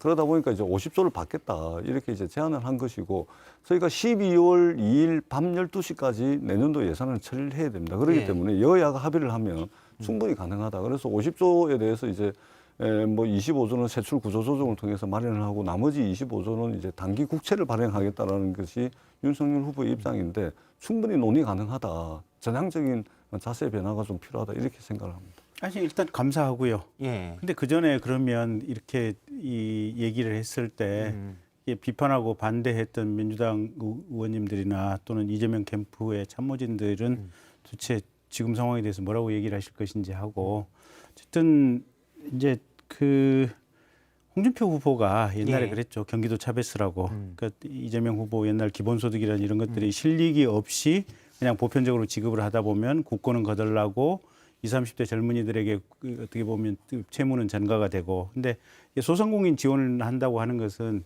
특정인에게, 특정 계층에게 필요한데 지원을 한다라는 그 철학에 동의를 한 거니까. 국민의힘에서 주고 주장했던 게 선별 지원이었고 그렇죠. 약자에 대한 집중 지원. 네. 근데 사실 같은 거잖아요. 그렇죠. 그러면 이재명 후보의 말대로 지금 또 전재수 의원님이 얘기한 대로 아마 당장 협의하면 되지 않을까요? 원내대표들끼리 얘기가 있지 않을까 싶은데요. 아니, 그래서 이게 지금 그 사실은 이제 손실보상법이 7월 1일부터 시행이 돼가지고 손실보상이 일부 이루어지고 있는데 굉장히 부족하거든요. 예. 예를 들어 영업 제한 업종이라든지 영업 금지 업종에 대해서만 되는 거고 이런 제한 세계적으로는 약 업종은 2조 지원이 안 8천억 되거든요. 정도죠. 손실보상이 뭐 3조 내외로 알고 있습니다. 지금 내년도 예산안에는 1조 4천억 정도가 이제 손실보상의 직접 지원, 금융 지원이라든지 여러 가지 간접 지원의 형태로 해가지고 또 한 2조 원 정도가 책정이 돼 있거든요. 이거 가지고는 부족하죠. 그렇기 때문에 내가 대통령이 되면 50조 이야기가 아니고 지금 당장 하자. 그래 되면은 우리가 이제 인원 제한 업종이라든지 광범위한 소상공인들의 피해에 대해서 이제 지원이 가능하거든요. 윤석열 후보는 어쩌면 논의할 수 있다는 입장이죠. 제가 후보께 안 여쭤봤어요. 안 여쭤봤는데 다음에 오실 때 여쭤보시고. 그렇게 다음 주에 불러주시면 제가 와서. 그런데 이게 이야기가 될 수 있는 게 이야기가 충분히 될 수 이야기가 있을 될 것 수가 같아요. 있는 게 왜냐하면 50조기 때문에 지금 소상공인들은 네. 여야의 주요 대선 후보가 다 50조 주자라고 하니까 당장 기대가 있을 거란 그렇습니다. 말이에요. 예, 일본이 얼마 전에 당장 해야죠. 일본이 최근에 일본 정부가 경기 부양을 위해서 360조 원을 편성을 합니다. 미국이 있잖아요. 2,000조 원을 그동안 풀었습니다. 거기에 비하면 50조는 아무것도 아니죠. 더더구나 이 50조 원 재원 마련하는데 25조를 세원 구조조정을 통해 세출 구조조정을 통해서 하겠다 그랬는데 그러면 그 세출 어느 세금을 아껴서 25조를 마련할 거냐 그랬더니 윤석열 후보 측에서 토론 과정에서 민주당 경선 과정에서 이재명 후보가 세출 구조 조정을 통해서 25조 예산 절감을 해가 마련할 수 있다라고 이야기를 하더라고요. 그러니까 50조에 대해서 이미 충분히 민주당하고 이야기를 함께 할 수 있습니다. 반드시 돼가지고 12월 2일 날 밤 12시 전에 좀 통과해가지고 우리 소상공인들에게 하여튼 그건 원내대표가 힘이 될 수 있도록 양당 정책위 의장들 협의하는 과정을 좀 지켜보시죠. 뭐. 알겠습니다. 네. 그러면 다른 얘기를 하나 더 해보면요. 이재명 후보가 과거 변호했던 사건을 두고도 지금 논란이 되고 있습니다.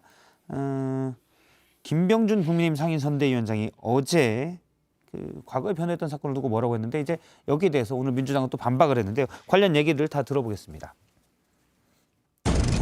사과는 했지만 진정한 사과가 아니라고 생각합니다. 편의상 그렇게 했을 뿐 마음속으로는 여전히 데이트 폭력이라고 생각하고 있을 겁니다. 전제적 사고와 판단 기준 그리고 폭력적 심성은 그렇게 쉽게 고쳐지는 것이 아닙니다.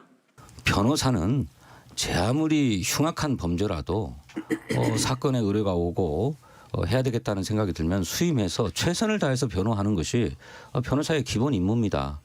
근데 이런 문제를 가지고 대통령 후보 자격이 없다 이렇게 말씀하시는 것은 과한 말씀이고.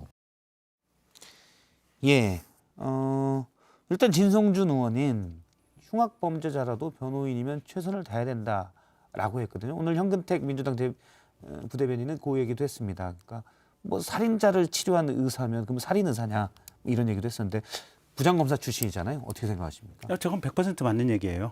진성준 의원 얘기가. 그건 변호사의 직업 윤리예요. 예. 오는 사건 원래 변호사 하는 게 흉악 범죄를 변론하는 것이 핵심적인 직업 부분 중에 하나예요. 그래서 저 얘기는 100% 맞는 얘기인데 딱 하나 이재명 후보가 비판받아야 될 지점은 저거를 스토킹 살인 범죄인데 예. 데이트 폭력인 것처럼 한 카테고리 안에 하나의 SNS 메시지 안에 집어넣었다는 거. 그다음에 두 번째 저 사건 이외에 비슷한 스토킹 살인 범죄를 변론한 게 최소한 2건의 지금 살인 범죄 변론이 나왔어요. 그렇다고 한다면 저게 과연 인권 변호사로서 인권 보호를 위해서 정말 노력했다라고 그냥 자신 있게 얘기할 수 있는 부분인지 그 점에서는 의문이 들지만 최소한 변호사로서 나는 조카를 변론해야 되기 때문에 어쩔 수 없이 변론을 했다. 변호사가 저희를 안 하면 그거 어쩌란 말이냐. 그 얘기는 맞는 얘기예요. 네, 의료법상 의사들은 누구든지 치료를 해야 됩니다. 예. 아픈 누구든지 인종이든 국적이든 범죄 유무에 상관없이 의료법상 의사는 그렇게 되어 있습니다. 변호사법상 변호사는 의뢰인에게 법적 조력을 해야 되는 게 있습니다. 이게 직업 윤리상 그런 거고요. 다만 아쉽죠. 이재명 후보가 이제 변호사가 아니고 정치하는 사람이잖아요. 그런 예. 측면에서는 자칫 잘못하면 데이트 폭력을 이게 과거에 변호한 것처럼. 예. 그래서 그렇게 이제 했던 것은 그것은 이재명 후보가 그것은 잘못하신 말씀이다. 그렇게 생각하고 또 사과했습니다. 저는 단순하게 이런 사과해야 될 말들을 앞으로 좀 줄여 나가야 된다. 이재명 후보가 조금 더 신중하게 말씀하셔야 된다. 정치인으로서는 부적절한 말씀이었다. 그렇게 생각을 하고 앞으로 사건 변호를 데이트 폭력처럼 보이게끔 한 거는 잘못했다고 그래서 사과했다는 그럼요. 거죠. 다음에 또 이런 말씀하실 계기가 있을 겁니다. 그때가 되면 다시 온 마음을 다해서 다시 사과를 해야 된다. 그렇게 생각합니다. 맞는 얘기. 난감하네요. 왜요? 바로 사과를 해버리니까 더 이상 또 얘기하시기도 또 애매하네요. 그건 당연한 거예요. 보면. 아니 제가 그렇죠. 그래서 네, 사과를 정치인들은 제때제때 하는 게 또 네. 사과해버리면 걷다 두고 왜 이제 사과해라고 얘기하기도 뭐하고. 그렇죠. 예. 네. 그리고 두 번 근데 다시 이제 문제는 이제 두 번 다시 사과할 일은 안 만들어야 됩니다. 이게 공격하는 입장에서 보면 예. 이제 조금 이재명 후보님이 답답한 게 뭐냐면 그냥 말이 수시로 여기저기서 그냥 아무렇게나 바뀌어요. 그냥 그 얘기만 드릴게요. 그 정도까지는 아니고.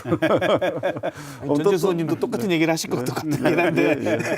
뭐 말실수를 하자면 저는 이제 네거티브 정말 싫어하는데 그 뭐 윤석열 후보 뭐 둘째가라면 서러울 테고 그런 말씀 제가 드리기 싫습니다. 다만 사과해야 될 일들을 적게 만들어야 됩니다. 더더구나 대통령이 되고자 하는 거 아닙니까? 그렇기 때문에 그렇죠. 저는 좀 아쉬운 측면이 있습니다. 앞으로는 저런 실수하지 않도록 아마 이재명 후보도 새롭게 마음가짐을 달리할 거고 민주당도 계속해서 이제 네거티브하고 뭐 그런 걸 좀 탈피해가지고 정말로 이제 비전을 가지고 경쟁할 수 있는 그런 정책 선거의 장이 이번 대선이 됐으면 좋겠다 이런 바람을 가지고 있습니다. 똑같은 바람입니다. 두 분이 대선에 나와야 되는데. 다 사퇴시킬까요? 저희들은 아직 삐약이 드립니다. 알겠습니다. 오늘 두 분 말씀 여기까지 듣도록 하겠습니다. 고맙습니다. 네, 고맙습니다.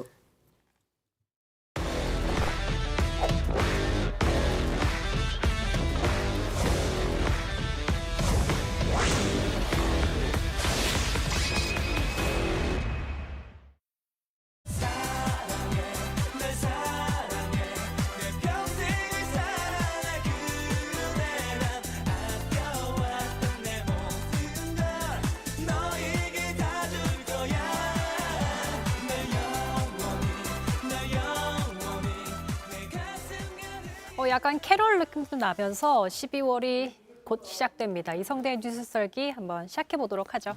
네, 오늘 준비한 재료 바로 이겁니다.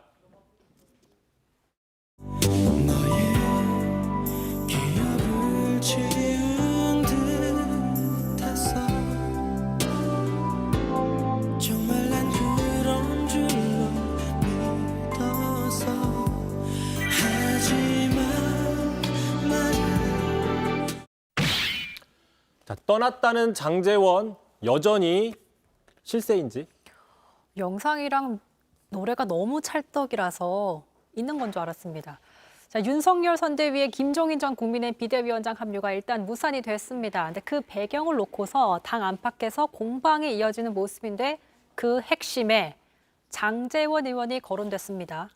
그렇습니다. 주말 사이에 그 당 안팎에 있는 인사들이 결국 김종인 위원장 영입 불발의 책임은 바로 이른바 문고리 3인방이다라고 하면 성토를 많이 이어갔습니다. 조국 흑서로 유명한 권경혜 씨 또는 진중권 교수 등인데요. 보신 것처럼 장제원 등 문고리 3인방이 인선을 주도하고 있다 이런 식으로 비판을 한 거죠. 자, 문고리 3인방 유명한 표현이죠. 그러니까 후보의 눈과 귀를 가리고 있는 문고리 권력이라는 표현인데 자, 권성동 사무총장, 장제원 의원, 윤한홍 지금 의원인데 지금 권성동 사무총장, 윤한홍 의원은 지금 당 전략기획 부본부장을 맡고 있죠. 유일하게 직책이 없는 게 가운데 장제원 의원인데 직책이 없으면서도 사실상 가장 핵심 역할을 하는 게 아니냐 이런 의혹이 나오고 있는 겁니다. 핵심 직책을 갖고 있다가 사실 본인 사퇴를 했었죠. 자, 윤 후보가 장 의원을 신임한다는 건 많이 알려져 있는 상태입니다. 저희 서전 라이브 토크에서도 패널들이 많이 분석을 해줬었는데 그런데 사실 지난주에 백의종군을 선언하고 부산 지역구에 내려간다 이렇게 얘기하지 않았었나요? 네, 참고로 지금 장제원 의원은 2번이나 백의종군을 선언했습니다. 지난 9월 말이었습니다. 당시 이제 경선이 한창 진행 중일 때 아들의 음주운전 사고 논란이 이제 사회적인 공분을 사니까 당시 윤석열 캠프의 상황실장을 사퇴하면서 아버지로서 반성을 한다고 얘기를 했습니다. 자, 최근이었죠. 지난주였죠. 이제 김종인 위원장 그 영입을 놓고 설왕설래가 이어지자 자신의 위치가 부담이 되기 싫다면서 스스로 떠나겠다라고 두 번째 백의종군을 선언했습니다. 자, 그럼에도 불구하고 여전히 당 안팎에서는 이 선대위에서 비공식적으로 핵심 역할을 하고 있는 게 아니냐 이런 의혹들이 나오고 있어요. 그럴 걸 표현해주는 여러 표현들이 지금 나오고 있어요. 자, 보시는 것처럼 차지철, 박정희 정권 시절에 가장 그 무소불위 권력의 경호실장으로 유명한 그 경호실장의 대명사죠. 또 자리사냥꾼 김종인 전 비대위원장이 얘기해서 유명한 말이 됐죠. 자, 장순실, 장제원과 최순실을 합친 말입니다. 최순실은 비선실세의 아주 대명사인 거죠. 네. 또 말씀드린 것처럼 문고리 3인방, 지금 이런 표현들이 장 의원 중심에서 계속 나오고 있는 겁니다. 자, 그러다 보니까 이준석 대표도 이렇게 얘기를 했습니다. 자, 만약 장제원 의원이 인사를 주도하는 상황이라면 자, 백의종군 선언은 식언한 것이다. 굉장히 실망스러운 모습이다. 식언 무슨 뜻인지 잘 아시죠? 말을 먹다 다시 그 약속을 지키지 않다 이런 뜻인데 이 대표도 사실 이렇게 비판적인 입장이라면 장 의원 본인이 여전히 막강한 영향력을 행사하는 주장에 동의를 하는 건지. 그래서 일단은 논란들이 나오고자 특히 장순실이다 이런 표현에 대해서는 강하게 부정을 하면서 명예훼손이라면 법적 조치도 검토하겠다고 얘기를 한 적이 있어요. 그리고 저희도 직접 한번 물어봤어요. 이런 어떤 의혹들에 대해서 인정하느냐? 뭐 당연히 어이가 없다라고 그렇게 입장을 밝혔습니다. 장 의원이. 자, 하지만 또 오늘 아침에 한 언론에서 26일 당시에 백의종군을 선언한 이후에도 당사에 나와서 회의를 주도했다. 이걸 본 사람이 있다는 기사가 나와서 또 논란이 됐죠. 자, 선대위 인선이 한창 진행 중이던 지난 26일에도 나와서 회의를 했다. 이런 목격담이 나왔다고 하니까 이준석 대표가 이야기를 듣더니 아, 그건 좀 아닌 것 같다라고 반응을 했어요. 직접 들어보시죠. 어머나 굉장히 놀라운 일이네요. 그건 있을 수 없는 일이다 이렇게 보시는 겁니까? 만약 사실이라면 정말 놀라울 일입니다. 자, 어머나. 뭐 아까도 얘기를 했었지만 어머나는 그 어머를 강조할 때 내는 소리죠. 근데 마치 흡사, 어머나 정말 놀라운 일이네요. 사실 이런 표현은 교과서에서 약간 대본을 그렇죠. 예. 보는 듯한. 보통 젊은 사람들이 쓰지 않는 생경한 표현인데 요새는 젊은 사람들은 뭐 깜놀, 레알 뭐 이런 표현을 쓰는데 그 MZ세대의 대명사인 이준석 대표가 어머나라는 표현을 썼다는 얘기는 그만큼 이 상황이 좀 받아들이기 쉽지 않은 낯선 상황이다, 뭐 생경한 상황이다, 뭐 이렇게 해석을 해볼 수 있을 것 같습니다. 표현의 자유는 있기 때문에 어머나 자체가 문제가 된다는 건 절대 어머 아닙니다. 이렇게 얘기를 할 수 있는데. 네네, 어쨌든 그렇습니다. 근데 윤 후보가 이제 선대위 인선을 놓고 며칠째 논란이 이어지고 있는데 그렇다면 이제 후보자 본인이 이걸 정리하면 되지 않을까요? 그렇습니다. 보시는 것처럼 뭐 장순실, 문고리 최순실, 문고리 이런 표현들은 이미 지난 정부에서 박근혜 정부의 어떤 그 무능 또는 국정농단을 상징하는 대표적인 부정적인 표현들이거든요. 네. 자, 가뜩이나 지금 윤석열 후보 정치 신인이잖아요. 그러니까 이제 일부 측근들 한테 휘둘리고 있다. 이런 프레임이 강조될 수 있다는 거죠. 이런 사례들이 계속해서 나오면 그렇죠. 그래서 지금 후보 입장에서는 빨리 이런 것들을 털어낼 필요가 있다. 이런 분석을 해볼 수 있는 건데 자, 윤 후보 오늘 일단 장제원 의원의 공식 역할이 없다라고 진화를 했습니다. 들어보시죠. 무슨 캠프 선대위에서는 지금 어떠한 직책도 맡지 않았잖아요. 모든 일이라고 하는 거는 자기 사무실도 있고 공식 어떤 개선이 있어야 일을 할 수 있는 겁니다. 자, 어쨌든 뭐 장제원 의원이 되고 있는 뭐 비선실세 이 얘기는 자체는 정확하고 구체적인 직책이 없이 실제적인 권력을 갖는다고 하는 것이기 때문에 앞으로도 여의도에서 어떤 모습들이 보일지 그걸 놓고 판단을 하면 될 것 같습니다. 자, 두 번째 썰 주제 보죠. 네, 두 번째 준비한 재료 바로 이겁니다. 주로 술자리에서 술 먹으면서 함부로 얘기하던 습관이 몸에 배서 아는 거 없이 술자리에서 함부로 얘기하던 그것이 하루아침에 바꿔지지 못하기 때문에 나오는 그런 실언이고. 자, 황운하 의원 윤석열 지지하면 이라는 시건. 오늘 시건이 여러 차례 나오고 있습니다. 자, 황운하 의원이 무슨 말실수를 했기에 다시 주워 담았나요? 다시 또 시건이라는 얘기가 나오는 네, 건가요? 그렇습니다. 민주당 황운하 의원 자신의 페이스북에 글을 하나 올렸어요. 어젯밤에. 자, 그런데 원글에 보시면 자, 실제로 윤석열 후보를 비판하면서 글을 올린 겁니다. 윤석열의 지지자들은 1% 안팎의 기득권 계층을 제외하고는 대부분 저학력 빈곤층 그리고 고령층입니다라고 썼는데 자, 보여드리는 바로 이 부분이 좀 논란이 되자 이 부분을 삭제하고 글을 다시 고친 겁니다. 자, 마치 못 배우고 가난하고 늙은 사람들이 윤석열 후보를 지지하는 거냐라는 어떤 지지자 폄훼 논란이 나온 거죠. 사실 실제인지도 확인이 안 됐고 윤석열 지지자들을 일반화하는 것도 문제가 됐지만 더 큰 문제는 사실 국민은 정치인을 평가할 수 있지만 어떤 경우에서든 정치인이 지지자나 국민을 판단하는 거 비판할 수 있는 여지가 큽니다. 굉장히 부적절한 발언이었다고 봐요. 그렇습니다. 말씀드린 것처럼 논란이 일자 그러니까 어젯밤에 글을 썼는데 오늘 아침에 다시 일어나서 읽어보니까 좀 부적절한 표현이 있어서 수정을 하겠다라고 얘기하며 자, 불편했던 분들에게 진심으로 사과한다라고 사과를 했습니다. 자, 다만 이제 그 해명 중에 보면 보수 성향 유권자의 정치적 성향에 대한 일반론적 해석을 달았다라고 해명을 하긴 했는데 자, 여론조사에서 보통 이런 분석을 할 때 소득별 또는 세대별 지지층 분석을 하는 객관적으로 분석하는 거는 전혀 문제가 없죠. 뭐라고 얘기 안 하죠. 다만 이렇게 이제 윤석열 후보를 상대방 후보를 처음부터 끝까지 비판을 하는 글에 아무 근거를 제시하지 않고 비판을 한 뒤에 자, 이래도 지지할 거냐? 그러다 보니 저학력 빈곤층, 노년층밖에 없다더라라고 얘기를 하면 어떻게 받아들여질지 지지자를 폄하한다라는 논란이 나올 수밖에 없다라는 거죠. 결국에 그 해명도 좀 논란이 될 것 같으니까 삭제를 했습니다. 그러니까 지금 정리해보면 수정을 여러 차례 하고 삭제했는데 사실 요즘 SNS엔 퍼지기도 빨리 퍼지고 다 남잖아요. 이거조차 문제가 될 수 있는데 좀 경솔하지 않았나 이런 생각이 좀 들어요. 그러니까 이제 정치인들은 밤에 SNS에 하지 말고 페이스북에 밤에 쓰지 말고 일단 워드에다가 먼저 쓴 다음에 본인이 태고를 한 다음에 올리는 게 필요할 것 같다라는 생각이 밤에는 웬만하면 드는데. 올리지 않는 게 좋을 것 같아요. 그렇죠. 밤에는 좀 센티해지죠. 네. 사람이. 어쨌든 자, 참고로 저는 이 황운하 의원의 글을 보면서 또 하나 좀 눈에 띄는 비판 발언이 있었습니다.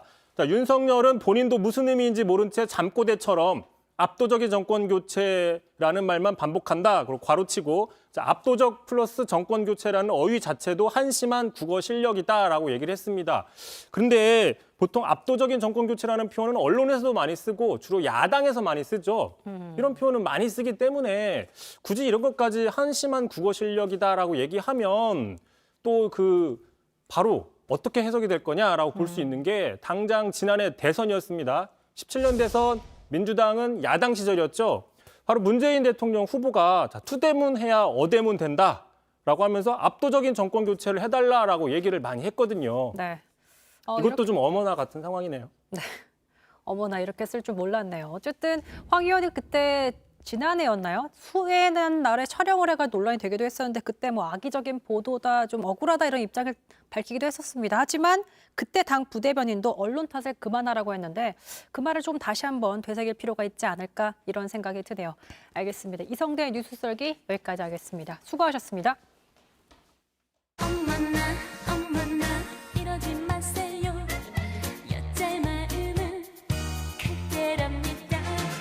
안 돼요, 왜 이래요, 묻지 마. 네, 코로나19가 발생한 지 꼬박 2년이 되어갑니다. 개인 방역과 백신 및 치료제 개발로 안정을 찾아가는 듯 했지만 이런 위드 코로나 국면이었지만 새로운 변이 바이러스 오미크론의 출현으로 세계는 또다시 비상입니다. 자, 우리나라를 포함해서 미국 및 유럽연합 국가들이 신속하게 해외 입국자에 대한 입국 제한 조치를 취하고 있는데요. 오늘 오후 특별방역대책 점검회의에서 문재인 대통령은 3차 접종은 이제 기본 접종이라며 추가 백신 접종을 당부하는 얘기를 했습니다. 자세한 얘기를 정기석 한림대 성심병원 호흡기 내과 교수와 함께 얘기 나눠보도록 하겠습니다. 교수님, 우선 오늘 나온 얘기이기 때문에 이거 먼저 좀 짚어봐야 될 것 같아요. 오늘 이제 대통령이 주재했던 특별점검회의에서 일상회복 2단계는 유보시키겠다. 현재 1단계로 특별 방역 대책을 더해서 4주 동안 상황을 지켜보면서 좀 점검해 보겠다. 그러니까 한마디로 정리하면 거리 두기로 돌아가는 건 아니지만 뭔가 추가적으로 하긴 하겠다. 이런 얘기인 것 같아요. 네, 그렇습니다. 11월 1일 날 일상으로 회복 시작해서 지금 이제 4주가 돼 가니까요. 네. 이제 해야 되는 건데 결정을 4주를 더 보기로 이제 결정을 한 거죠. 그러나 지금 오늘 나온 내용들을 보면 사실 내용이 거리두기에 관해서는 사실은 내용이 전혀 강화된 게 하나도 보이지가 없습니다. 않습니다. 네. 예, 그래서 뭐 많은 그 기자들이 5시 발표 이후에 이제 전화가 와서 이거 뭐 맹탕 아니냐 이런 얘기까지 나올 정도로 내용이 너무 없었는데요. 아마 정부가 계속 환자가 계속 증가할 때 이런 기조로 거리두기 단계를 하나도 조정 안 하면서 가기는 좀 어렵지 않을까 그렇게 조심스럽게 예측을 해봅니다. 추가적인 대책은 사실 최종 점검은 방역 점검 회의에서 또 추가로 논의하겠다 얘기가 나오기도 했는데 사실 저희가 지금 눈길이 가는 건 이제 3차 접종이 부스터샷, 일명 부스터샷이라고 하는데 그걸 접종을 해야 접종 완료자로 보겠다라고 했어요. 그러니까 그 이유가 어쨌든 백신 접종으로 막아보자라는 거겠죠? 그렇습니다. 지금 전 세계적으로 백신을 제대로 놓고 있는 나라는 3차 접종이 기본이 됐습니다. 이미. 예, 그리고 우리나라에서도 돌파 감염을 보니까 한 4개월째부터 특히 고령층에서는 돌파 감염이 많이 생기는 겁니다. 그래서 60세 이상은 4개월째에 2차 접종 완료 후 4개월째에 추가 접종을 하는 걸로 결정을 했고요. 다행히 오늘 이제 18살에서 49살까지 연령층에 대해서도 접종 완료 후 5개월째에 추가 접종을 하겠다라고 이제 질병청에서 발표를 했죠. 그래서 저는 그 부분은 아주 잘 된 거라고 보는 거고요. 그거는 지금 우리가 맞고 있는 이 4차 대유행의 그 물꼬를 그러니까 막는 그 흐름을 막는 그런 조치는 사실 그런 조치로 상당히 좀 부족하다고 봅니다. 부족하다. 네, 왜냐하면요. 지금 우리나라는 상당히 긴 기간 동안 백신 2차 접종을 쭉 해왔고 네. 지금도 아직 끝나지 않았습니다. 맞아요. 그러면 각 개월별로 한 2개월 정도 구간별로 백신 접종이 완료가 돼 가고 있기 때문에 추가 접종을 하더라도 항상 일정 부분의 인구는 일정 비율의 인구는 접종이 막 추가 접종이 다가오는 그 시기라서 면역이 가장 떨어져 있는 시기인 겁니다. 예를 들면 이렇습니다. 50대 같으면 2차 접종 후 4개월에서 5개월 사이, 추가 접종 바로 받기 전 한 달에서 2주 사이에는 면역이 굉장히 떨어져 있죠. 예. 그래서 지금 방역 패스 유효 기간이 생겼잖아요. 6개월로 이제 정해놨는데 6개월 지나면 이제 방역 패스 효력이 없다고 보기 때문에 추가 접종을 또 해야 하는 것이고 만약에 그럼 추가 접종을 했어요. 그럼 6개월 지났어요. 그럼 그 다음에 어떻게 되는 거죠, 선생님? 추가 접종을 했을 때는 그 다음에 얼마나 효력이 가는지는 아직 안 나와 있습니다. 그러나 일반적으로 말할 때 6개월은 간다고 봅니다. 그래서 아까 잠깐 발표할 때 추가 접종을 하고도 그날부터 유효하다. 그리고 한 6개월 보겠다라는 정도의 뉘앙스가 나왔거든요. 근데 문제는 추가 접종하고 난 다음에도 사실 4개월 또 3번에 맞고 나서도 또 4, 5개월째에 약한 사람을 중심으로 또 돌파 감염이 눈에 띄게 나올 때 그러면 그때는 어떻게 할 거냐라는 거죠. 총체적 난국이겠네요, 그때 되면. 예, 지금 좀 보통 일이 아니고 특히 지금 뭐 오미크론이 나왔기 때문에 그거에 대해서는 백신이 어떻게 될 거냐까지 나오면은 추가 접종이 문제가 아니라 새로운 접종을 또 받아야 되느냐. 특히 이제 취약계층을 중심으로. 몇 차까지 맞아야 하는 건가라는 생각이 들 수밖에 없는 상황이거든요. 그러니까 사실 지금 또 중요한 게 병상이 부족해서 대기자가 늘고 있는데 이제 증상이 심하지 않으면 재택 치료로 기본적으로 가고 증상이 심하면 이제 병상에 들어가는 걸로 지금 발표를 했습니다. 근데 재택 치료를 원칙적으로 해서 이렇게 진행하는 것이 잘 이루어질까요? 지금 이루어지지 않고 있죠. 11월 1일 날 선언을 하면서 재택 치료한다고 선언을 했습니다. 그리고 각 지자체에다가 그 임무를 맡겼습니다. 그래서 228개 정도의 지자체가 지금 환자 진료와 그다음에 격리 업무를 다 맡고 있는데요. 그게 정말 잘 됐으면 지금쯤 입원 대기 환자가 이렇게 많이 걸리지 않죠. 다 재택 치료로 충분히 다 하고 있고 그중에 위중한 환자들만 골라서 병원으로 가면 되는 거죠. 근데 이렇게 쌓이고 있다는 거는 각 지자체가 감당을 못 한다는 얘기고 자신이 없다는 얘기입니다. 왜 자신이 없냐 하면 지금 보도에도 나오지만 환자를 응급 환자라고 구급차에 실었는데 전화를 하니까 받아주는 병원이 없는 겁니다. 그러면 구급차 안에서 전화를 돌리면서 뺑뺑뺑뺑 도는 이런 상황이 생기는 거죠. 네. 그래서 이 상황을 먼저 해결을 하지 않으면 재택 치료를 의무화한다는 그 선언이 사실은 선언에 그칠 가능성이 많다는 거죠. 그래요. 근데 사실 지금 이 상황을 진단해 봤을 때도 문제점이 많이 보이는데 여기에 지금 새로운 변이가 출현을 했어요. 오미크론. 아직 사실 많이 알려진 사실은 없지만 우선 좀 델타 변이 바이러스와 좀 비교해서 어떤 것인지 설명을 짧게 부탁드릴게요. 이 오미크론이란 것이 우리가 이제 유전자 변이만 보고 아직까지 실력이 어떤지는 모릅니다. 이 바이러스가 얼마나 독한지는 모르는데 모양만 봤을 때 조금 흉측합니다. 왜냐하면 영상으로 나가고 있습니다. 네, 우리가 이제 S 단백질이 가장 스파이크 단백질이 문제라고 얘기를 하는데요. 저 돌기에 변이가 32개나 있고요. 저 32개의 변이 중에서 우리가 지금 겁내하는 델타 변이에 있는 돌기를 오미크론이 가지고 있습니다. 그뿐만 아니라 알파, 베타, 감마에 갖고 있는 변이도 갖고 있습니다. 다 갖고 있는 거예요? 예. 그러면 우리가 지금 우려 변이라고 생각하는 5개, 이게 마지막 이제 5번째가 오미크론인데 나머지 4개의 특성을 변이를 다 갖고 있는 거죠.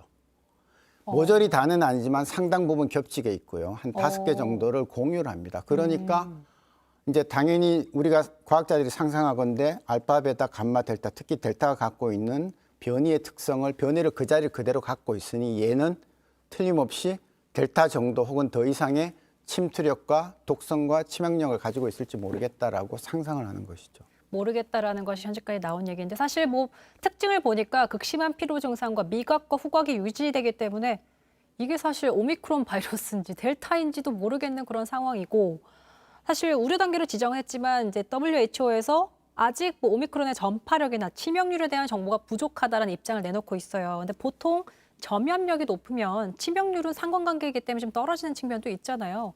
그러니까 그러면 오히려 더 그냥 감기처럼 되는 게 아닐까? 근데 왜 이렇게 우려를 하고 있는 거지라는 생각도 일각에서 제기가 되고 있거든요. 예, 그건 일반적인 이론이고요. 델타를 보십시오. 델타가 전파력이 이렇게 높은데도 치명률은 그렇게 떨어지지 않았습니다.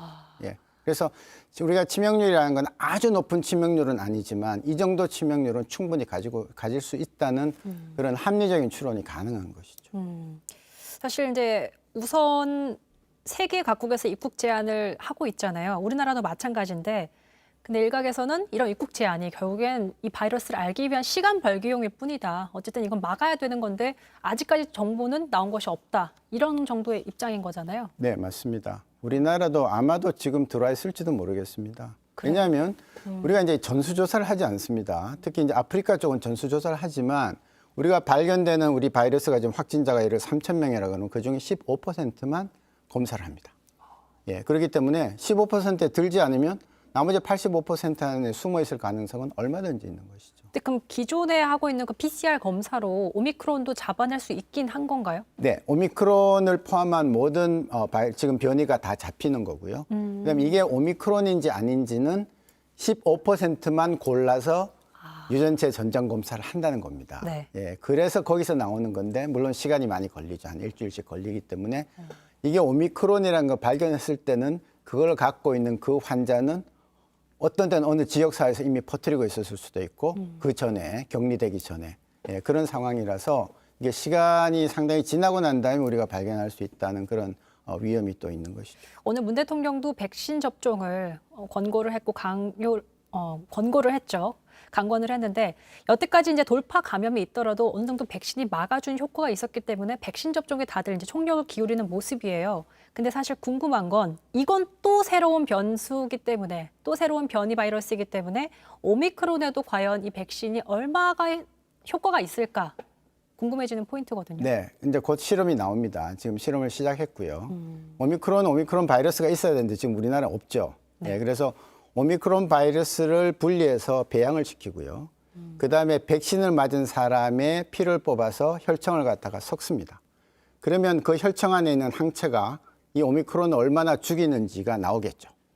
예, 그 실험은 1, 2주 안에 아마 답이 어느 정도 기초 조사 자료는 나올 걸로 봅니다. 근데 사실 우리나라만 해도 백신 접종률이 80%가 넘지만 사실 이게 지금 시작된 오미크론이 시작된 남아프리카 같은 개발도상국에서는 백신 접종률이 굉장히 낮잖아요. 거기서부터 좀 차단을 좀 원초적으로 봉쇄를 좀 막아야 이것들이 넘어오는 걸 더 막을 수 있을 텐데 아무래도 백신 보급이 제대로 이루어지지 않기 때문에 이런 게 더 발단이 되지 않았을까라는 생각이 들어요. 예, 그래서 WHO에서 계속 선진국들만 자꾸 여러 번 맞지 말고 한 번이라도 저소득 국가들한테 놓게 하자라는 건데 또 한편으로 이런 얘기가 있습니다. 그 나라에 백신을 줘봤자 그 백신을 제대로 소위 말하는 콜드 체인을 유지해서 제대로 접종을 할 수 있는 시스템이 저개발 국가에는 없는 나라가 많다. 줘봤자 소용이 없다. 또 이렇게 주장하는 사람들도 있습니다. 그래요. 어쨌든 교수님이 말씀하신 것 중에는 오미크론을 이용한 이게 방역이 효과가 있는지 백신 효과가 있는지 검사 중이기 때문에 이제 좀 나올 것이다. 그걸 지켜봐야 된다. 굉장히 중요한 부분입니다. 만일 거기서 백신이 잘 안 듣는 걸로 나오면 정말로 지금 다른 회사에서 얘기하듯이 3개월 안에 새로운 백신 만들겠다고 하지 않습니까? 네. 그 백신을 또 맞아야 될지도 모릅니다. 알겠습니다. 오늘 들은 얘기 너무 많아가지고 시청자분들께서 좀 귀 기울여 들었으면 좋겠다는 생각이 드네요. 알겠습니다. 지금까지 정기석 교수와 얘기 나눠봤습니다. 인터뷰 고맙습니다. 네, 오늘 썰전 라이브 여기까지입니다. 계속해서 뉴스룸 이어지고요. 저는 내일 저녁 다시 찾아뵙겠습니다. 고맙습니다.